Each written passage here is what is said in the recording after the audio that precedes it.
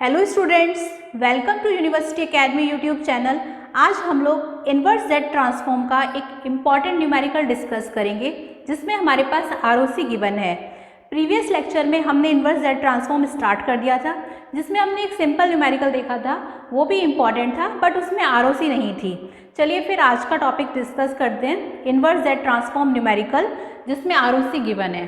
तो क्वेश्चन जो है वो है हमारे पास find the inverse Z transform of X Z हमारे पास गिवन है जो कि है X Z is equal to 1/4 Z inverse divided by 1 minus 1/2 Z inverse into 1 minus 1/4 Z inverse.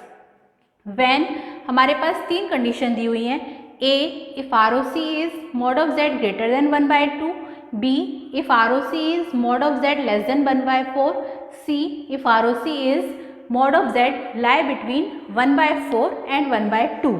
ये हमारे पास क्वेश्चन गिवन है, इसमें हमें इन्वर्स जेड ट्रांसफॉर्म फाइंड करना है। तो हम लोग ये तो ऑलरेडी जानते ही हैं कि अगर हमारे पास एक्स ऑफ जेड होता है और अगर हमें, या फिर ये कह लीजिए कि अगर हमारे पास इनपुट पर एक्स ऑफ एन होता है और इसमें अगर हम z ट्रांसफॉर्म फाइंड कर रहे हैं तो हमारे पास आएगा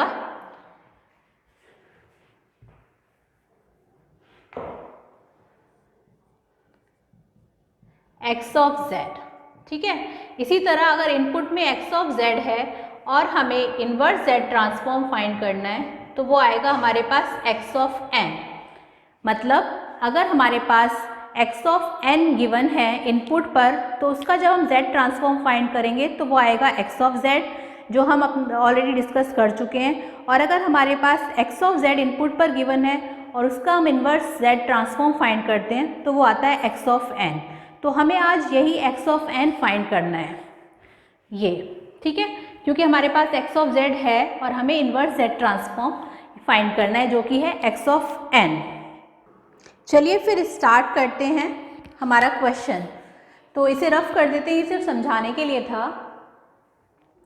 क्वेश्चन है हमारे पास x ऑफ z गिवन है 1/4 z inverse divided by 1 minus 1/2 z minus 1 into 1 minus 1/4 z inverse. ठीक है, अब इसे हम सिंप्लीफाई करके ये लिख सकते हैं, x ऑफ z 1/4 है तो हमने लिखा 0.25 z inverse divided by 1 minus 0.5 z inverse into 1 minus 0.25 z minus 1। अब हम इसे ये भी लिख सकते हैं 0.25 divided by z divided by 1 minus 0.5 divided by z into 1 minus 0.25 divided by z। ठीक है, अब यहाँ पर हम इसका एलसीएम ले लेते हैं। तो एलसीएम लेकर ये आ जाएगा हमारे पास 0.25 into z divided by z into 1 z minus 0.5 divided by z। इसे अभी इंटू z मत लिखिए, ये अभी आप एलसीएम ले रहे हो तो 0.25 divided by z into divided by z minus 0.5 upon z into 1, यहाँ पे भी z आ गया जब एलसीएम ले रहे हो, तो z minus 0.25 divided by z। ठीक है, अब इसे हम लिख सकते हैं, जब हम एलसीएम ले रहे हैं तो ये आ जाएगा 0.25 इंटू z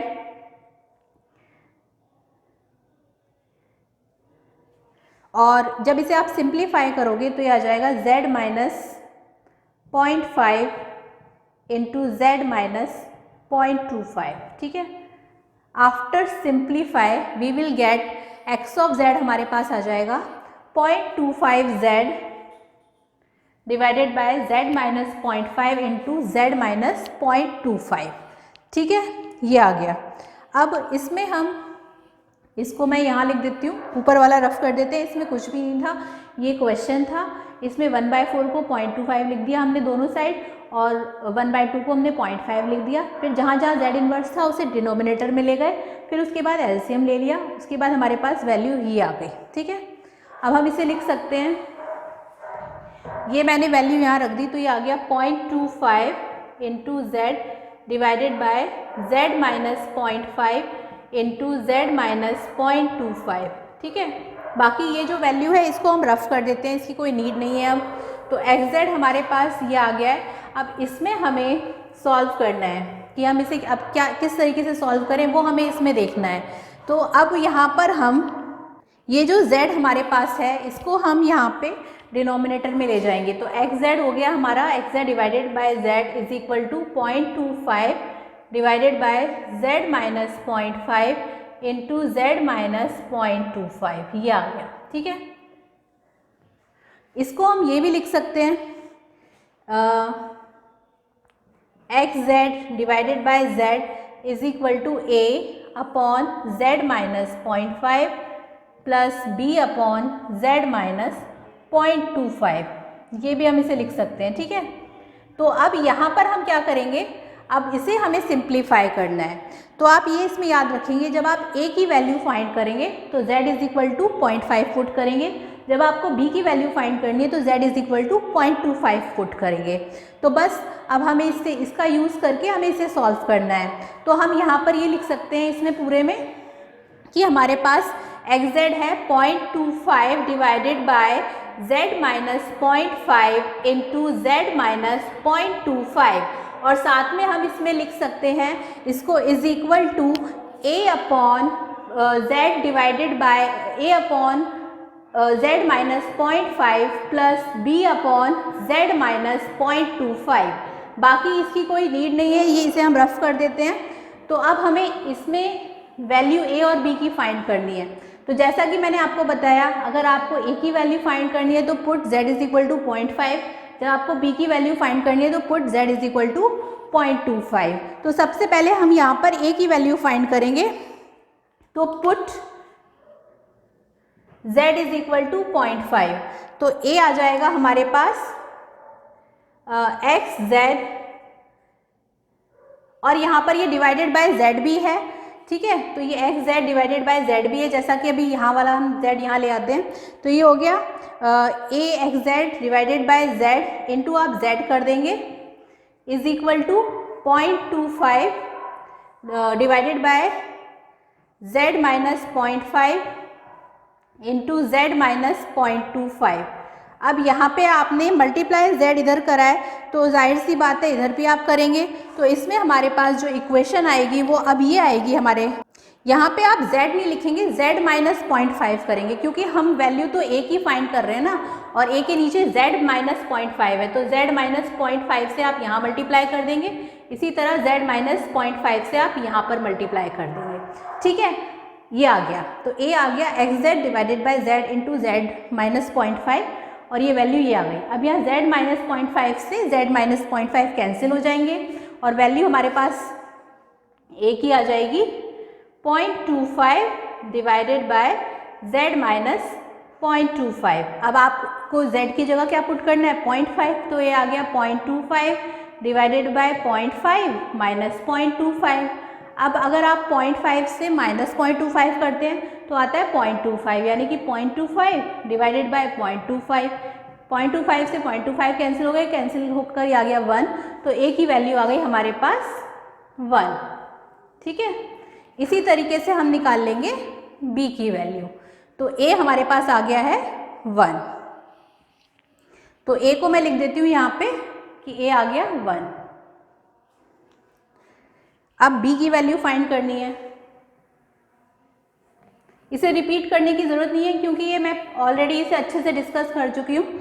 तो अब b की वैल्यू जब आप निकालेंगे तो b के नीचे है 0.25, तो put z is equal to 0.25, तो b आ गया आपके पास xz डिवाइडेड बाय z, और मल्टीप्लाई कर देंगे into z minus 0.25।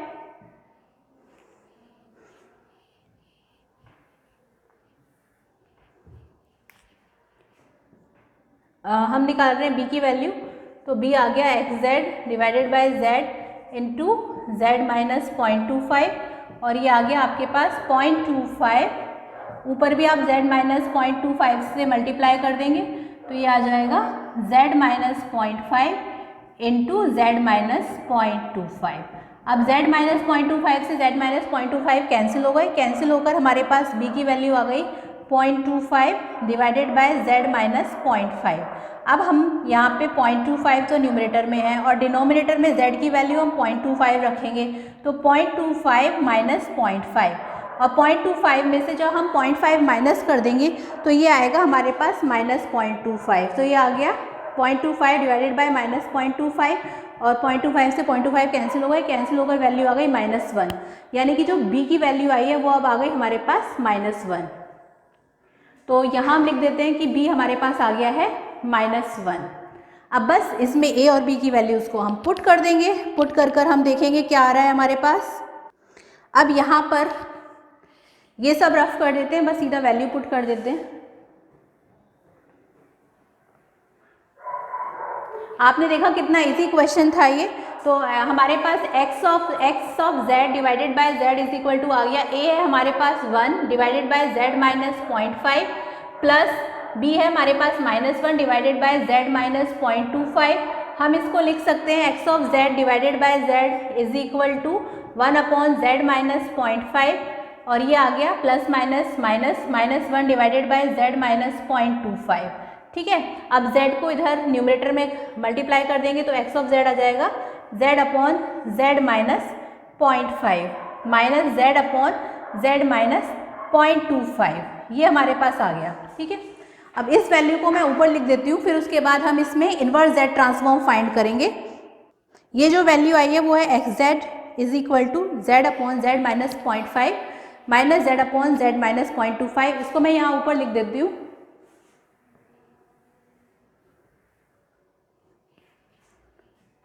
xz is equal to z upon z minus 0.5 minus z upon z minus 0.25। ठीक है, अब यहाँ पे हम लगाएंगे इन्वर्स z ट्रांसफॉर्म, हमें फाइंड करना है। तो हम ऑलरेडी जानते हैं कि अगर हमारे पास a की power, we can say that we know a की पावर n un, जिसका इन्वर्स z ट्रांसफॉर्म अगर हम करते हैं तो वो आता है z upon z minus a, मतलब अगर हम z ट्रांसफॉर्म करते हैं तो। ठीक है, और इसी तरह z upon z minus a का हम इन्वर्स z ट्रांसफॉर्म करते हैं, देन वी विल गेट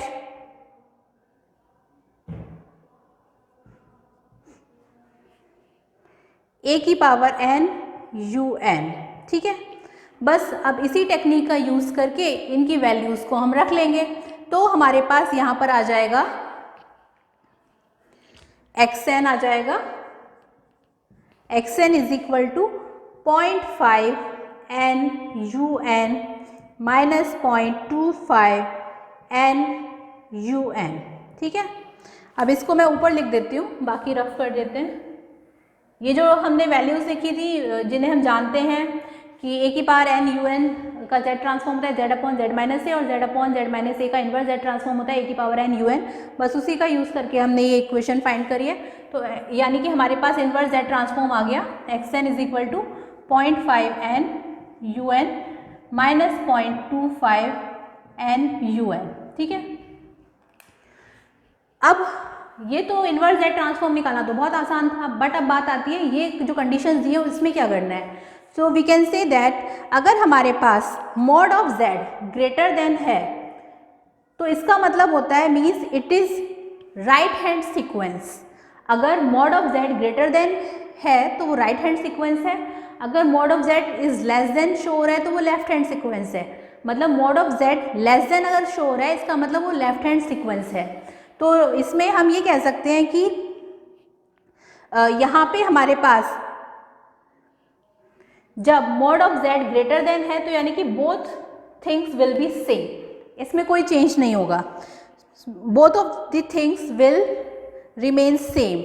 तो हमारे पास जो पहली ROC है वो है जब mod of z greater than 1/2 है, यानी कि mod of z greater then 0.5 है, तो x ऑफ n जो है वो रहेगा हमारे पास 0.5 NUN माइनस 0.25 NUN, मतलब दोनों ही थिंग्स सेम रहेंगी, इसमें कोई चेंज नहीं होगा। ठीक है, ये हो गया आपका जब mod of z is greater than 1/2।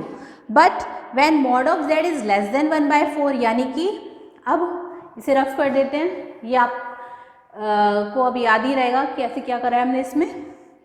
अब जो b है उसमें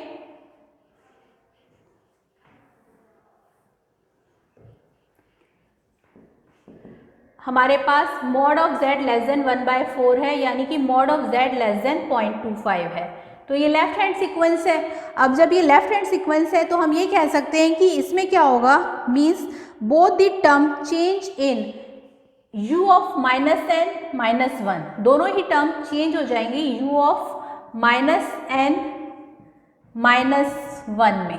ठीक है, ये आ जाएगा इस तरह से।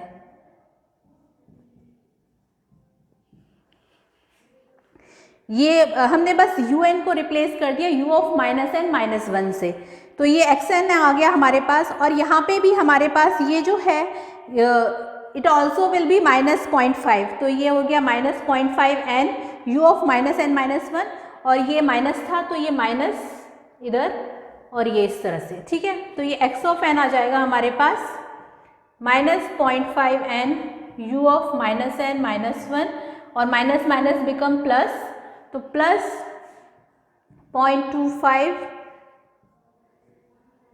n u of -n -1। ठीक है, ये आ गया। अब नेक्स्ट ROC है हमारी mod of z lie between 1/4 and 1/2। इसे रफ कर देते हैं, इसकी कोई नीड नहीं है, इसे भी रफ कर देते हैं।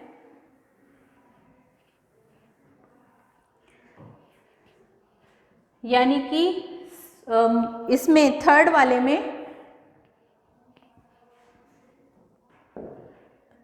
1/4 mod of z lie between 1/4 and 1/2, तो 1/4 को हम लिख सकते हैं 0.25, so we can say that mod of z lie between 0.25 and 0.5। सो हम यहाँ पर अब ये कह सकते हैं कि टूवर्ड्स द राइट ऑफ 0.25, मतलब जो हमारे पास 1/2 है, इसे इस तरीके से समझिए। पहले तो सपोज हमारे पास 3 रेडियस हैं, एक तो हमारे पास 0.25 है, दूसरी हमारे पास बड़ी रेडियस है 0.5, तीसरी हमारे पास 1 रेडियस है। ठीक है, तो 0.25 स्मॉलर है, 0.5 उससे बड़ी है, 1 उससे ज़्यादा बड़ी है, बट क्वेश्चन में 0.25 है और 0.5 है। So we can say that कि towards the right of 0.25, towards the right of 0.25 and towards the left of 0.5। इससे हमें यही समझ में आ रहा है कि towards the right of 0.25 and towards the left of 0.5, यानी कि some this middle part, तो ROC ये middle part है कुछ। ठीक है, सो यहाँ पे हम कह सकते हैं कि जो लेफ्ट हैंड है उसको हम कह रहे हैं कि वो लेफ्ट हैंड हमारा 0.5 है, तो लेफ्ट हैंड वाली हमारी इस तरफ जा रही है और राइट हैंड वाली हमारी 0.25 है जो हमारी इस तरफ आ रही है, तो ROC ये मिडिल पार्ट हो गया। So we can say that 0.5 is left hand side and 0.25 is right hand side. So left hand side को रिप्लेस करेंगे minus of u of -n -1 से, मतलब जहाँ पर भी लेफ्ट हैंड साइड है, जो राइट हैंड साइड है वो un का un एज इट इज़ रहेगा, और जो लेफ्ट हैंड साइड है वहाँ पे un को हम रिप्लेस करेंगे minus of u of -n -1 से। ठीक है, तो हमारे पास अब ये आ जाएगी x ऑफ n आ जाएगा हमारे पास इज इक्वल टू, इसे रफ कर देते हैं, x ऑफ n आ गया हमारे पास -0.5 n u of -n -1 then -0.25 n u of n।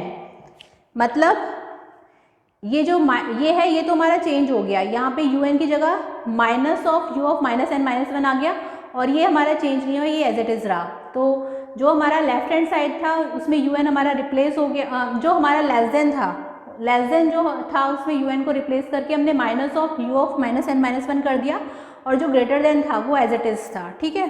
So we can say that for right no need to change, for right no need to change, and for left you have to change, for left you have to change. कहने का मतलब है कि हमने जो तीनों ROC हैं वो डिस्कस कर लिए। बस आपको याद रखना है, अगर mod of Z greater than है तो यू एन का यू एन ही रहेगा, कोई चेंज नहीं होगा। और अगर mod of Z less than है तो यू एन की जगह हम minus of you of minus N minus one रख देंगे, जिस कारण हमारे पास ये चेंज हो गया। यहाँ पे क्या था, ये लेस देन था, mod of Z less than, तो ये रिप्लेस हो गया minus of you of minus N minus one से, और ये रिप्लेस नहीं हुआ क्योंकि ये हमारा mod of Z greater than था, तो ये यू एन का यू एन ही रहा, ठीक है। तो ये एक्स एन, ये हमारे पास इन्वर्स जेड ट्रांसफॉर्म आ गया, और हमने ये आर ओ सी भी इसकी सारी डिस्कस कर ली। तो ये मोस्ट इम्पॉर्टेंट क्वेश्चन था, और एग्ज़ाम में ये काफ़ी बार पूछा जाता है, तो आप लोगों को ये अच्छे से डिस्कस करना है। और अगर इसमें कोई भी डाउट है तो आप मुझे कमेंट सेक्शन में जाके बता सकते हैं। ये 10 मार्क्स का इम्पॉर्टेंट क्वेश्चन है, और इससे ज़्यादा इसमें मुझे नहीं लगता एक ही ट्यूब में टफेस्ट क्वेश्चन बन पाएगा। अगर आता है या आपको कहीं और एग्जाम में किसी और मतलब कहीं मिलता है इससे टफ क्वेश्चन जो आप लोगों से सॉल्व नहीं हो पा रहा है, तो आप मुझे बता सकते हैं। वैसे मैंने आपको जिस तरह के क्वेश्चंस आते हैं वो आज इसमें बता दिया है। नेक्स्ट क्लास में हम लोग इन्वर्स जेड ट्रांसफॉर्म के कुछ और क्वेश्चंस को डिस्कस करेंगे। तब तक आप इसे अच्छे से पढ़ें, और अगर आपको कोई भी डाउट है तो आप मुझे कमेंट सेक्शन में जाकर बता सकते हैं। और अगर आपको हमारा ये यूट्यूब चैनल पसंद आया तो इसे ज़्यादा से ज़्यादा लाइक, शेयर और सब्सक्राइब करें। Thank you.